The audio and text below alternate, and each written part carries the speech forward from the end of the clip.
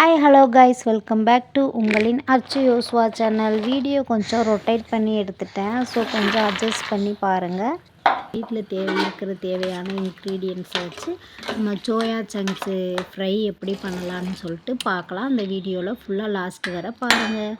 இப்போ வந்துட்டு நான் மிதமான சுடுநீர் எடுத்துருக்கிறேன். ஸோ மிதமான ஹீட் வாட்டர் எடுத்து அதில் வந்துட்டு நான் சோயா சங்க்ஸை போட்டுவிட்டேன். தேவையான அளவு சோயா சங்க்ஸை அந்த சுடுதண்ணியில் போட்டு அதை நல்லா புழிஞ்சி எடுத்துக்கணும். ஸோ நல்லா ஆறுனதுக்கப்புறம் நல்லா கையை வச்சு நம்ம இப்போ நல்லா அதை வந்துட்டு தண்ணி இல்லாமல் புழிஞ்சு வேறு ஒரு பாத்திரத்தில் எடுத்துக்கிறணும். எடுத்துட்டு அந்த பாத்திரத்தில் எடுத்துருக்க சோயா பீன்ஸில் வந்துட்டு நம்ம தேவையான இன்க்ரீடியன்ஸ்லாம் நம்ம வீட்டில் என்ன பொருள் இருக்கோ அதை வச்சு நம்ம யூஸ் பண்ணிக்கலாம். வேறு வெளியில் வாங்கணும்னு தேவையில்ல. இப்போ பாருங்கள், நான் சோயா சங்க்ஸை வந்து நல்லா புழிஞ்சு எடுத்துக்கிட்டேன். இப்போ இது கூட வந்துட்டு நம்ம என்னென்னலாம் சேர்க்குறோன்னு சொல்லிட்டு பார்க்கலாம் வாங்க.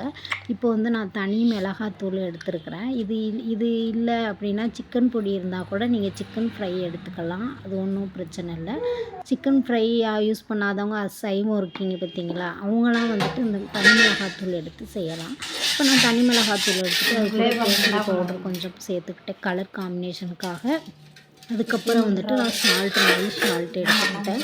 அதுக்கப்புறம் கார்ன்ஃப்ளவர் மாவு இருக்குது பார்த்தீங்களா, அது கொஞ்சம் எடுத்துக்கிட்டேன். இப்போ நல்லா எல்லாத்தையும் சேர்த்து நான் மிக்ஸ் பண்ணுறேன் பாருங்கள். இப்போ நல்லா எல்லாத்தையும் சேர்த்து நம்ம வந்துட்டு அதில் அந்த சோயா சங்க்ஸில் வந்து மிக்ஸ் ஆகிற அளவுக்கு நம்ம நல்லா கலந்து விட்டுக்கிறணும். நம்ம கையாலே நல்லா கலந்து விட்டுக்கிறணும், எல்லா இடமும் படுற மாதிரி. ஸோ இங்கே பாருங்கள், நான் நல்லா கலந்துக்கிட்டு இருக்கேன். இந்த மாதிரி வந்துட்டு நல்லா நம்ம கலந்து கொஞ்சம் நேரம் வந்துட்டு அதை நல்லா ஊற வச்சுக்கிறணும். அப்படியே வச்சிடணும் மூடி போட்டு. இப்போ நம்ம மூடி போட்டு கொஞ்சம் ஒரு 1/4 மணி நேரம் அதை நல்லா ஊற வச்சுட்டு அதுக்கப்புறம் வந்துட்டு நம்ம வந்து இப்போ வந்து ஃப்ரை பண்ண போகிறோம். இப்போ நம்ம ஃப்ரை பண்ணுறதுக்கு வந்துட்டு கடாயை வச்சுட்டோம். கடாயில் வந்துட்டு நம்ம தேவையான எண்ணெய் ஆட் பண்ணிக்கணும். தேவையான ஆயில் நம்ம கடாயில் ஆட் பண்ணிக்கணும். அது நிறையா இருக்கான்னு தேவையில்ல. நம்ம எவ்வளவுக்கு சோயா சங்க்ஸ் எடுத்துருக்கோமோ அவ்வளவுக்கு நம்ம கொஞ்சம் கொஞ்சமாக தானே போட்டு ஃப்ரை பண்ண போகிறோம். அதனால் வந்துட்டு நம்ம வந்து கொஞ்சமாக ஆட் பண்ணாலே போதும். இப்போ வந்து நான் எண்ணெய் வந்து எனக்கு தேவையான அளவு எண்ணெய் எடுத்துருக்கிறேன். நான் இவ்வளோ தான் எண்ணெய் எடுத்துருக்கிறேன். இப்போ நான் கொஞ்சம் கொஞ்சமாக போட்டு எடுக்கிறேன் பாருங்கள். இப்போ பாருங்கள், நம்ம சோயா சங்க்ஸு எண்ணெயில் போட்டாச்சு. ஸோ கொஞ்ச நேரம் நீங்கள் ஊற விட்டு போட்டிங்க அப்படின்னா உங்களுக்கு வந்து எண்ணெயில் ஒட்டாது. எண்ணெயில் ஒட்டாமல் வந்துட்டு நமக்கு மீதம் உள்ள எண்ணெயும் இருக்கும். அதுக்கப்புறம் சோயா சங்க்ஸும் நமக்கு நல்லா ஃப்ரை ஆகிரும். இப்போ பாருங்கள், சோயா சங்க்ஸும் நல்லா வேகுது பாருங்கள். இதுக்கு இன்னொரு பேருன்னே சொல்லுவாங்க. அது என்னன்னா மீல் மேக்கர்னு சொல்லுவாங்க. 2 பேர் இதுக்கு. சரி, இங்கே பாருங்கள், இப்போ வந்து நல்லா வெந்துட்டுருக்கு எண்ணெயில். வெந்துட்டு நம்ம ஒரு மீடியம் ஃப்ளேமில் வச்சுட்டு தான் நம்ம இதை செய்யணும். அதிகமான இதில் வச்சா கருகிடும். இப்போ பாருங்கள், நான் எல்லாமே செஞ்சு எடுத்துட்டேன். இப்போ கொஞ்சம் கொஞ்சமாக போட்டு எடுக்கிறேன் பாருங்கள். இந்த மாதிரி செஞ்சு சாப்பிட்டீங்க அப்படின்னா ரொம்பவே நல்லா டேஸ்ட்டாக இருக்கும்.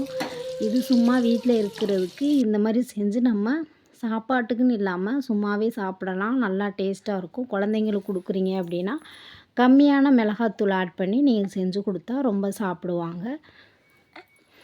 இது சாப்பிட்றனால நமக்கு எந்த ஒரு இதுவுமே கிடையாது, நல்லதுன்னே சொல்லலாம்.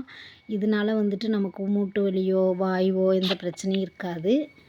எண்ணெயில் சேர்க்குறனால கொஞ்சம் ஒரு இதாக இருக்கும். ஆனால் எண்ணெயை வந்து நம்ம வடித்து நல்லா எடுத்துகிட்டு தான் நம்ம குழந்தைங்களுக்கு கொடுக்கணும். ஏதாவது ஒரு பேப்பர் இருந்தால் கூட அதில் நம்ம போட்டு எண்ணெயெல்லாம் நல்லா பிசுங்கிட்டு குழந்தைங்களுக்கு கொடுத்தா நல்லா சாப்பிடுவாங்க. இப்போ நான் செஞ்சுட்டேன், எல்லாத்தையுமே பொரியல் பண்ணி எடுத்துட்டேன் பாருங்கள். இப்போ இது கூட வந்துட்டு நம்ம லாஸ்ட்டில் கருவேப்பிலை போடணும். கருவேப்பிலை எண்ணெயிலே போட்டு அதை நல்லா கருக விடாமல் எடுத்து அதையும் நம்ம இது கூட சேர்த்து சாப்பிட்டோம் அப்படின்னா ரொம்பவே டேஸ்ட்டாக இருக்கும். ஓகே, ஃபைனலாக நம்ம வந்துட்டு சோயா சங்க்ஸ் செஞ்சாச்சு. இப்போ நம்ம சாப்பிட்டு பார்க்கலாம். இப்போ கொஞ்சம் பிகினர்ஸ் யூடியூபர்ஸ்க்கெலாம் எங்களை மாதிரி உள்ளவங்களுக்கெலாம் கொஞ்சம் லைக் பண்ணி ஷேர் பண்ணி கொஞ்சம் சப்ஸ்கிரைப் பண்ணி சப்போர்ட் பண்ணுங்கள். எங்களோட வீடியோஸையும் தொடர்ந்து பாருங்கள் மக்களே.